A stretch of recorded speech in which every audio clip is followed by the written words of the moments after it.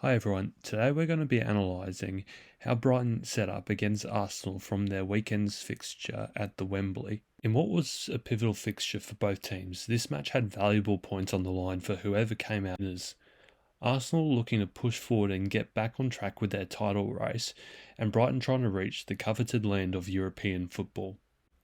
With both Saliba and Zinchenko out, Arsenal's overall structure looked more of a standard 4-3-3. We have Ramsdale in goals, with a back four of Kieran Tierney, Gabriel Kiwior, and Ben White, a midfield consisting of Jorginho, Xhaka, and Odegaard, and a front three of Martinelli, Jesus, and Saka. Brighton, on the other hand, had more of a flexible and fluid 4-2-3-1. Steele starting in between goals over Sanchez had sparked debate between Brighton fans, but his distribution showcasing why he made the starting lineup. Next, their back four consisted of Caicedo on the right, Dunk and Colwill as the central defenders, and Espulnian on the left. Gross and Gilmour provided the two pivots in the midfield, with McAllister as the high midfielder. This left Mitoma and Enciso on the right and left respectively, and Ferguson up top as their central striker. The first 10 to 15 minutes of the game were very stop-start in nature, with a lot of fouls having been conceded. This made it hard for both teams to get into a set structure and try to build possession. However, when Brighton was able to get a hold of the ball and secure possession, there were some subtle differences in how they progressed from deeper areas compared to having the ball towards the middle of the park. From deeper areas, you had a 4-2 structure with Gross and Gilmour as the two pivots, tucking in to support Dunk and Colwill. Caicedo and Espulnian would then be the players to provide the width and keep level and in front of their markers. Against this structure, Arsenal had Odegaard, Jesus, and Xhaka covering the middle, whilst Saka and Martinelli covered Caicedo and Espulnian. If they were trying to progress centrally, the solution for Brighton was then to be able to find McAllister, position himself high and almost next to Ferguson, to then drop into the space that he created for himself, more so on the left-hand side, so that he could then combine with Gilmour or Espulnian.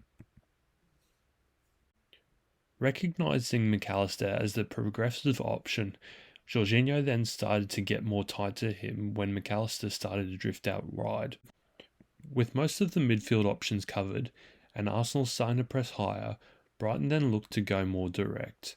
The overall aim was to isolate the 1v1 out wide, with both Mitoma and Caicedo having their opportunities to take on Tierney, and Espulnian and Enciso going up against Ben White.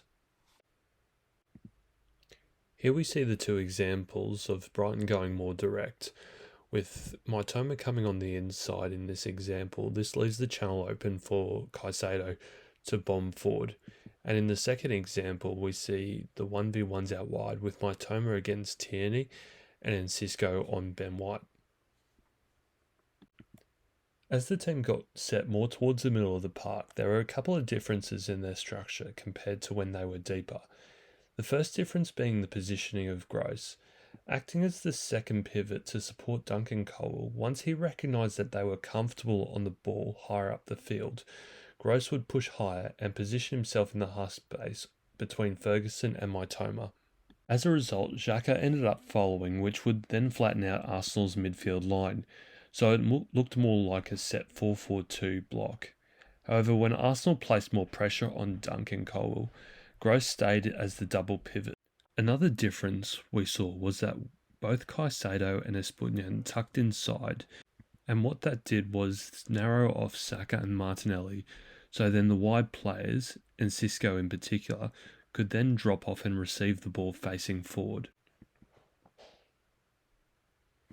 Alternatively, because Espulnian has attacking characteristics and strong physical capacities, he could also be seen to receive the ball beyond Saka and then drive down the line looking for that cross-in or a runner to combine with. This was more so done when Dunk and Colwill were comfortable on the ball and not pressured too heavily. Now, we talked earlier about how Brighton went more direct in the first half and got chances with balls being played behind the likes of Mitoma and Enciso. However, there was a half-time tweak made in how Brighton set up to go long in the second half.